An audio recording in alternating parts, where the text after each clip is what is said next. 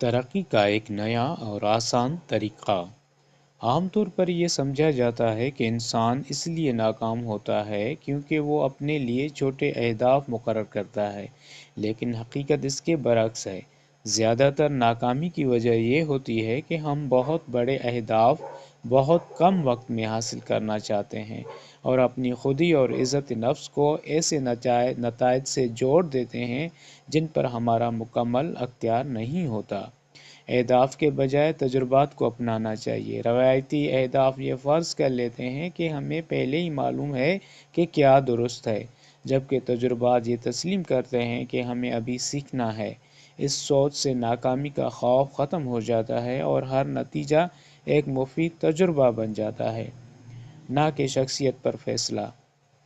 تجسس نظم و ضبط سے زیادہ طاقتور ہے۔ نظم و ضبط اکثر زبردستی پر مبنی ہوتا ہے، جبکہ تجسس فطری دلچسپی سے پیدا ہوتا ہے۔ جب انسان کسی چیز کو سیکھنے یا آزمانے میں واقعی دلچسپی رکھتا ہو تو مستقل مزاجی خود بخود پیدا ہو جاتی ہے۔ اس طرح حوصلہ کیسے برقرار رکھا جائے کا سوال "میں آگے کیا سیکھنا چاہتا ہوں" میں بدل جاتا ہے۔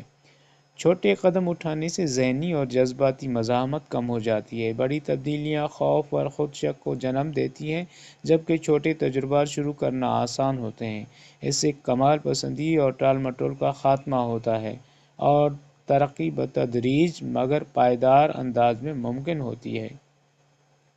ناکامی کوئی شناخت نہیں بلکہ صرف ایک فیڈ بیک ہے۔ اگر کوئی تجربہ کامیاب نہ ہو تو اس کا مطلب یہ نہیں کہ انسان ناکام ہے، بلکہ یہ کہ اس نے کچھ نیا سیکھا ہے۔ یہ سوچ انسان کو شرمندگی اور مایوسی کے بغیر آگے بڑھنے کی ہمت دیتی ہے۔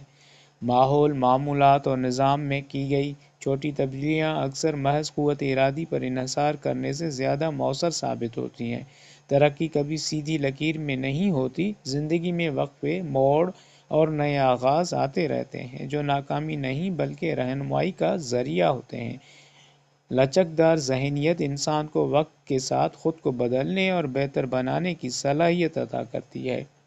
زندگی کو آزمائشوں کا میدان سمجھ کر چھوٹے قدموں کے ساتھ خود کو بہتر بنانا ہی اصل کامیابی ہے۔